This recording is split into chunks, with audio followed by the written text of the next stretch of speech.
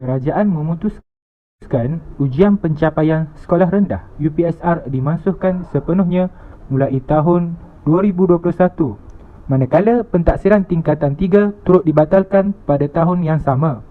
Menurut Menteri Kanan, Datuk Dr. Azizuddin, beliau berkata keputusan memansuhkan UPSR dibuat hasil libat urus dengan pelbagai pihak sejak peperiksaan itu dibatalkan tahun 2021 akibat COVID-19. Okey, mari kita dengarkan pendapat para pelajar dan juga orang awam tentang pemansuhan UPSR dan juga PT3 ini.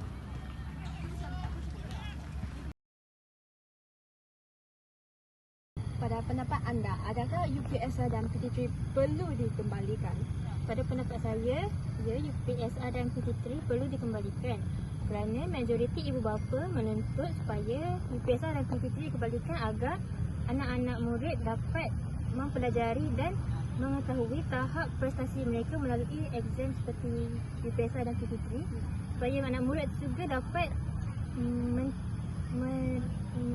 menduduki tahap prestasi pendidikan dan seterusnya. Namun Timbalan Menteri Pendidikan juga berkata bahawa dengan pemansuhan UPSR dan PT3 ini adalah untuk melahirkan model insan yang dapat menceburi pelbagai bidang yang tidak sahaja berfokus kepada akademik. Oh ya, jadi apakah perubahan jika PT3 dan UPSR dikembalikan? Perubahan jika UPSR dan PT3 dikembalikan ialah sistem pendidikan untuk generasi muda akan lebih stabil dan akan berkualiti, di mana pelajar dapat mencapai tahap pendidikan yang minimum yang wajar diperoleh oleh mereka dalam kalangan pelajar UPSR dan PT3. Itu saja. Thank you. Welcome. Baik, Cik boleh kenalkan diri? Okey, nama saya Muhammad Adib bin Sobri. Saya daripada Fakulti Pengajian Pendidikan tahun 3. Baik, saya nak tanya Cik Adib tentang pendapat Cik Adib tentang pemansuhan UPSR dan PT3. Okey, pendapat saya tentang pemansuhan UPSR dan PT3, bagi saya benda tu common untuk sesebuah negara.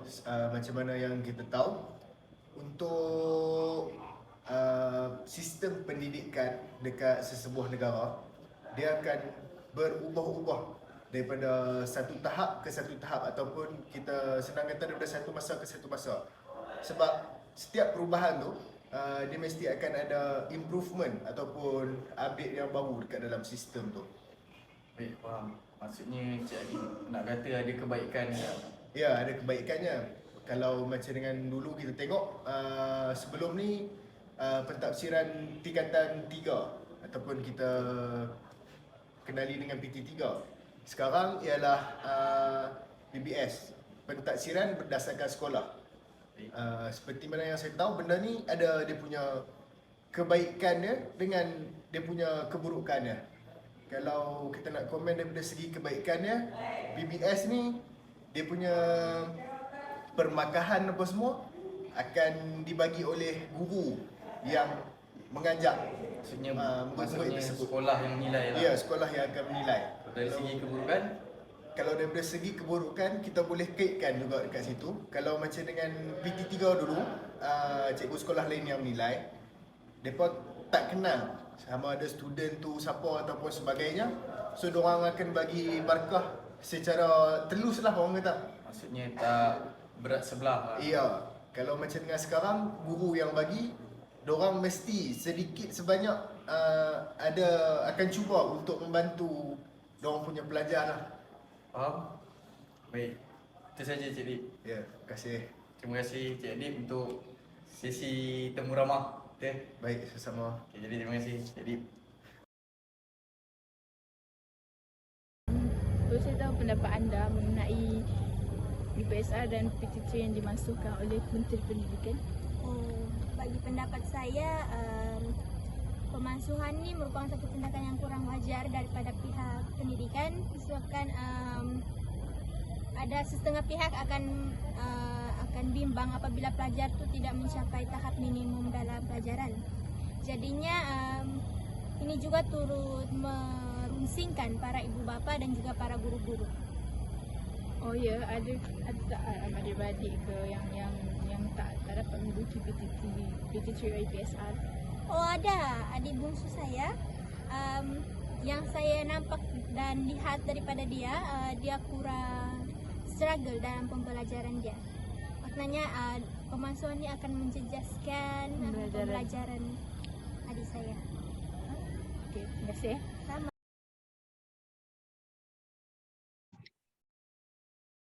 Okey cik. Cik tahu kan pasal isu baru-baru ni, isu PT3 dan UPSR. Ya saya tahu isu tu. Okey. So saya nak tanya pasal UPSR dan PT3, apa pendapat cik tentang pemansuhan peperiksaan tersebut?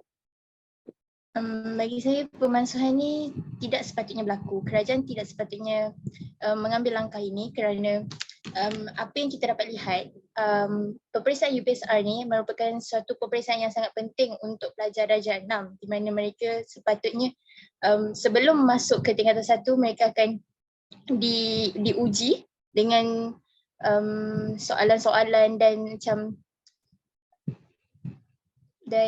soalan-soalan yang mana macam kita dapat menguji diri kita untuk kita tahu di mana kita punya peringkat, di mana tahap kita untuk bila kita melangkah ke tingkatan 1. So dari situ bila kita masuk tingkatan 1 kita akan tahu macam oh okey, kita berada di tahap ni, so kita akan masuk kelas depan maupun kelas belakang macam tu. And then kalau untuk PT3 sepatutnya memang tak patut langsung dilakukan pemansuhan sebab di mana kita dapat lihat bahawa PT3 ni sebelum waktu PT3 kita akan belajar tentang subjek-subjek yang teras iaitu macam matematik, BM, BI yang benda-benda yang wajib kita belajar. Tapi bila kita masuk ke form 4 kita akan belajar subjek elektif yang macam kita akan belajar pure science, sains komputer, perdagangan, seni semua tu. So PT3 ni kita akan macam nampak kelemahan kita di mana. Kalau kita lemah pada sains tapi kita bagus pada BM, kita boleh masuk kelas sastra. Tapi kalau kita bagus pada sains tapi kita lemah pada BM, kita boleh masuk kelas sains lah. Selalunya macam tu. Itu saja. Okey, sebagai bekas pelajar SPM, setuju tak tentang pemansuhan peperiksaan tersebut? Bagi peperiksaan PT3 dan UPSR? Betul. UPSR, maaf kat saya. Tak, saya tak setuju. Sangat-sangat tidak setuju. Okey. Terima kasih kerana pemberian masa. Sama-sama. Okey, mari kita dengarkan salah satu pendapat daripada salah seorang guru tentang pembubaran pemansuhan UPSR dan PT3 ini. Apa pendapat daripada diorang? Okey, jom kita tengok. Assalamualaikum puan. Saya ingin bertanyakan beberapa soalan, bolehkah? Silakan.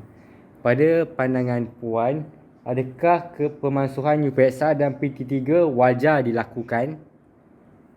Pada pandangan peribadi saya, pemansuhan ini tidak wajar kerana bagi pelajar-pelajar yang akan menduduki peperiksaan UPSR iaitu pelajar tahun 6, ini sebenarnya sebagai penanda aras dari segi kecemerlangan pelajar tersebut. Bagi pelajar itu untuk dipilih ke sekolah berasrama, dan jika pelajar ini tidak ada instrumen penilaian yang sepatutnya, maka kita tidak dapat memilih pelajar yang betul-betul cemerlang dari segi akademik. Manakala untuk pelajar-pelajar PT3 iaitu mereka sebenarnya penilaian PT3 ini sebagai orang kata penilaian untuk pelajar itu memilih jurusan yang akan mereka pilih semasa di tingkatan 4, sama ada dalam bidang sains ataupun bidang sains sosial.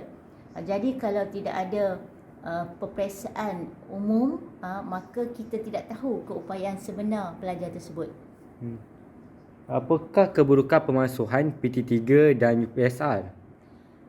Keburukan kalau kita tengok dari segi pelajar, yang pertama pelajar tersebut mempunyai sikap sambil lewa kerana mereka menganggap mereka bebas daripada peperiksaan, jadi mereka tidak memberikan sepenuh tumpuan dalam akademik.